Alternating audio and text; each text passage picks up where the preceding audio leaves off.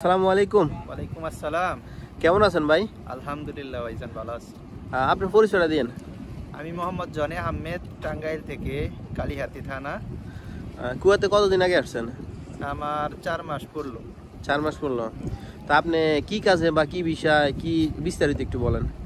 প্রথমে দালালে বলেছিল এক মাতামে থেকে, মানে এক রেস্টুরেন্ট থেকে যে কয়টা অর্ডার আসে সেই কয়টা নিয়ে যাওয়ার জন্য, কিন্তু মূলত তখন আসার পর কোম্পানি তখন আমাদেরকে কিতাই দিয়েছে বর্তমানে আচ্ছা, কিটার যে সুযোগ সুবিধাটা একটু, কারণ কুয়াতে তো নতুন আসছে কিটা, তো কেমন সুযোগ সুবিধা একটু বিস্তারিত যদি বলতেন। কিতায় প্রথমত যে আসছিল, আমরা 2 মাস হলো আমার ডিউটি।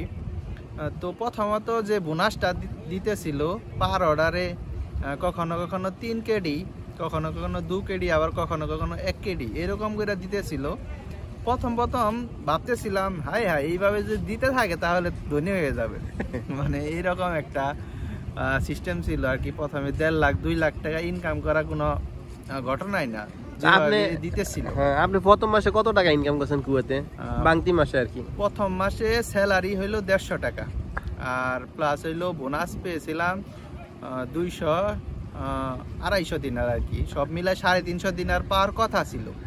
কিন্তু কোম্পানি কাট ছাট করে, তাদেরও তো কিছু মুনাফার বিষয় আছে, তো তারা কাট ছাট করে আমাকে সব মিলায় 227 দিনার দিয়েছিল, যা বাংলা টাকায় 88,000 কি 90,000 টাকা।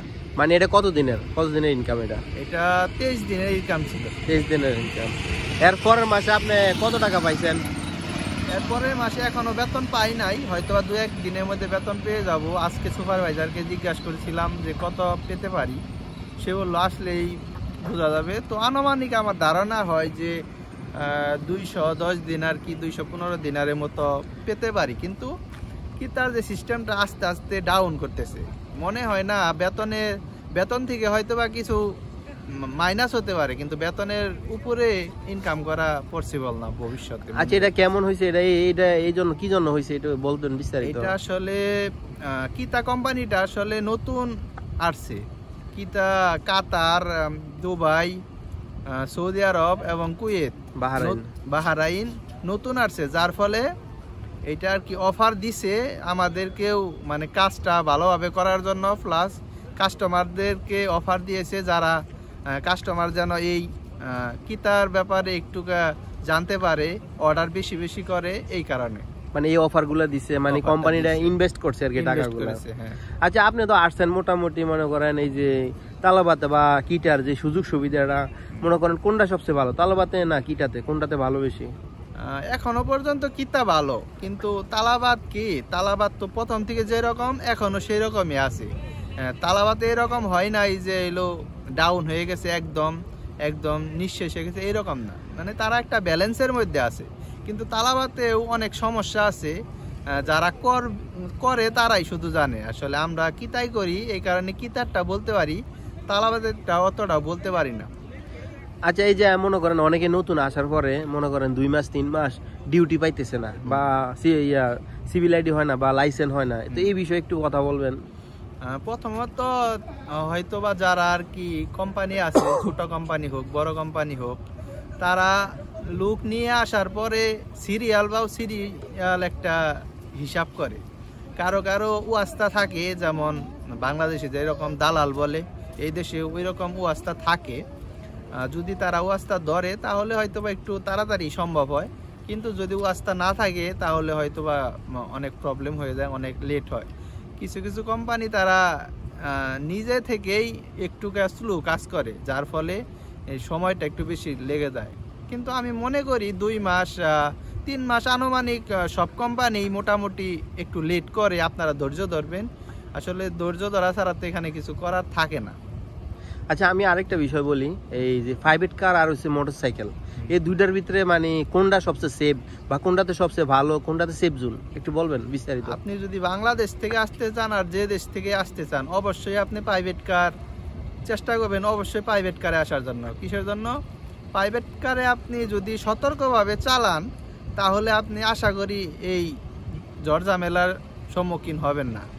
কিন্তু মোটরসাইকেলে আপনি যতই সতর্ক হয়ে চালান, আপনার উপর দিয়ে ঝড় আসবে, আপনি হুট করে ব্রেক করতে পারবেন না, আসতেছে শীতের কাল, আপনি যত আস্তে চালান গাড়ি স্লিপ করবেই, আর স্লিপ করলেই আপনি যদি একা একাও স্লিপ করেন তারপরে অনেক ব্যথা পাবে। তো আমি মনে করি প্রাইভেট কারে আসবেন, প্রাইভেট কারে আসলে বাংলাদেশ থেকে সর্বোচ্চ আপনার 20 থেকে 25 দিন লাগবে প্রাইভেট কারে আপনার মোটামুটি একটা এক্সপিরিয়েন্স হতে। হয়তো বা পাকা হতে পারবেন না, কিন্তু এই দেশে 1 মাস গাড়ি চালানোর পর, আস্তে আস্তে চালানোর পর আপনি পাকা হয়ে যাবেন ইনশাল্লাহ, তারপরে আর সমস্যা হবে না।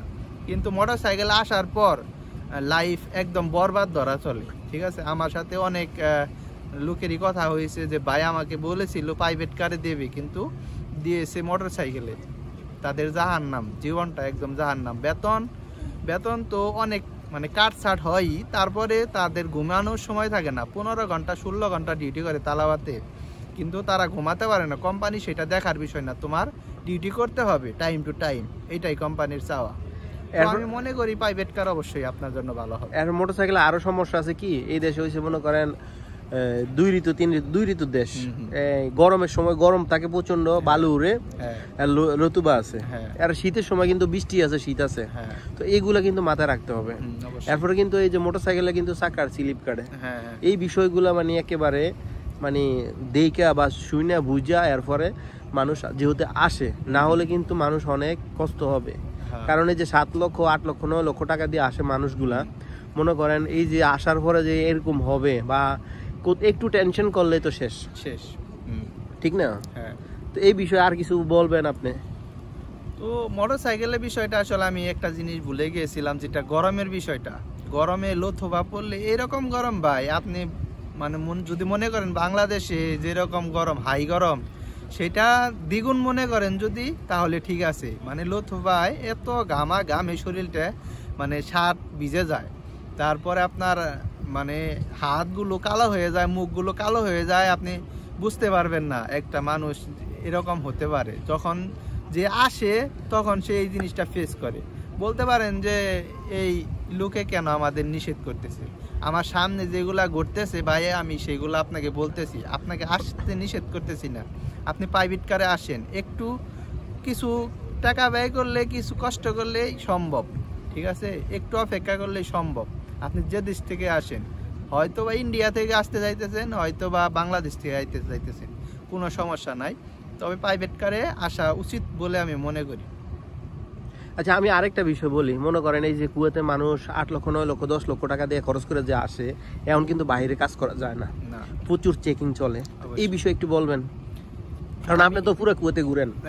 তো সেই জন্য বলতেছি আর কি। আমি যে ডেলিভারি দিয়ে আসলে সব জায়গায় ঘোরা হয় কম বেশি, এই দিক থেকে সেই দিক, জায়গায় জায়গায় দেখা হয় রাস্তার মধ্যে পুলিশের গাড়ি দাঁড়ানো, এই দিক সেই দিক, মানে পুলিশ থামতে বলতেছে গাড়িকে, আবার কিছু কিছু বাসার সামনেও গাড়ি দাঁড় করে রাখে পুলিশের, মানে এক প্রকার হয়রানি।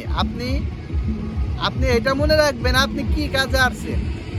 আপনার কাজটা যদি মানে মানসম্মত হয়, অবশ্যই আপনি এই কাজে ধরে রাখবেন। আপনার বুঝতে হবে আপনার পার্ট টাইম ওইটা ছেড়ে দিতে হবে, আপনার যে কাজ, ওই কাজে আপনার ইনকাম কত সেইটা ধরে এই দেশে আসতে হবে অবশ্যই। তারপরে যদি আপনি এক্সট্রা টুকটাক কাজ করতে পারেন, সেটা আলহামদুলিল্লাহ নসিবের বিষয়। কিন্তু অবশ্যই আপনার একটা কাজের উপর এসে ওই কাজের স্যালারির উপর নির্ভর করতে হবে, আপনি কত কামাবেন এবং কত বাংলাদেশে দিবেন। আচ্ছা, আপনি তো আমার এই ধরনের ভিডিওগুলো দেশ থেকেও দেখছেন বা কুয়েতে সময় মাঝে মধ্যে দেখেন, সময় বের করে। আমার ভিডিওগুলো কিরকম তথ্যফুল হয় বা কিরকম হেল্পফুল, কিরকম উপকৃত মানুষ হয়, বা আপনি কিরকম পাইছেন? ভাই, আপনি যদি কুয়েত আসতে চান তাহলে অবশ্যই ওনার ভিডিও সবগুলো না, কিন্তু কিছু কিছু যেগুলো আপনার জরুরি দরকার, আপনি ভিতরে যে একটা একটা করে দেখলে আপনি জিনিসটা বুঝতে পারবেন আপনার কোনটা দরকার। তো আমি যখন তার ভিডিওটি সামনে আসে প্রথম তখন তার ভিডিওগুলো আমি সবগুলো পর্যবেক্ষণ করি, এবং যেটা যেটা আমার জরুরি দরকার আমি দেখতে থাকি। অনেকগুলো ভিডিও আছে আপনার লাইফের সাথে মিলে যাবে, আপনি কি চাইতেছেন মনে হবে এমন যে আমাকেই বলতেছে এই ভিডিও দ্বারা। তো ঠিক আছে, তার ভিডিওগুলো 100% আমি মনে করি। অসংখ্য ধন্যবাদ আপনার মূল্যবান সময় দেওয়ার জন্য। ভালোবাসা, অবিরাম সাপোর্ট চাই অল টাইম। আর আমাদের এই যে জনি ভাইও কিন্তু সোশ্যাল মিডিয়াতে তলাবাত নিয়ে একটু কথা বলে, মানে ভিডিও বানায়। তো এই বিষয়ে একটু বলে দেন, আপনার চ্যানেলটার নামও বলে দেন। তো আমার চ্যানেল একটা ছোট্ট একটা চ্যানেল আছে, যদিও তার মনির ভাইয়ের ভিডিও দেখার পরে অনুপ্রেরণায় আমি খুলেছি। তো আমার ভিডিও যদি দেখেন তাহলে ডেলিভারি কাজ কিভাবে করে এবং কিভাবে করলে আপনি ভালো করতে পারবেন সেগুলার ব্যাপারে আমি ভিডিও দিয়ে থাকি। আমার ইউটিউব চ্যানেলের নাম হচ্ছে জীবনধারা ইউটিউব চ্যানেল। প্রথমে @ দিয়ে জীবনধারা বড় হাতের দিবেন, তাহলে ইনশাল্লাহ পেয়ে যাবেন আমার ভিডিওগুলো এবং আমার ছবি দেওয়া আছে। আর যদি ফেসবুকে কানেক্ট হতে চান তাহলে আশিকুর ইসলাম জনি, আমার নাম ছাড়া আর কারো নামে ফেসবুক আইডি এটাই নাই, আশিকুর ইসলাম জনি। আর বিশেষ করে আপনি ভিডিওর ডেসক্রিপশনে দিয়ে দিয়েন আপনার পেজের লিঙ্কগুলা, তাহলে মনে করেন সবাই মানে পেতে খুব সহজ হবে আর কি আপনার সাথে যোগাযোগ করার জন্য। আর যারাই মনে করেন ডেলিভারি বিষয়ে জানতে চান বা ফুড ডেলিভারি হোক আর যেই কোনো তলবাত বা কিটা সম্পর্কে যদি জানতে চান তো ভাইয়ের চ্যানেলটা ভিজিট করবেন অবশ্যই, আর সবসময় পাশে থাকবেন। আর ভালোবাসা অবিরাম, সাপোর্ট চাই অল টাইম। আর কে কোন ধরনের ভিডিও চান ইনশাল্লাহ কমেন্ট করবেন। আর আজকে আমরা চলে আসলাম কুয়ার টাওয়ারের নিচে, এই যে ভিউটা দেখেন, জাস্ট ভিউ ওয়াও। কুয়াতের যে কুয়ার টাওয়ারের যে নাইট ভিউটা, এই ভিউটা আর কি। আর এটা হচ্ছে মনে করেন ছোটোখাটো একটা পার্ক মিউজিয়াম আর কি। ওকে, ভালো থাকবেন, আল্লাহ হাফেজ।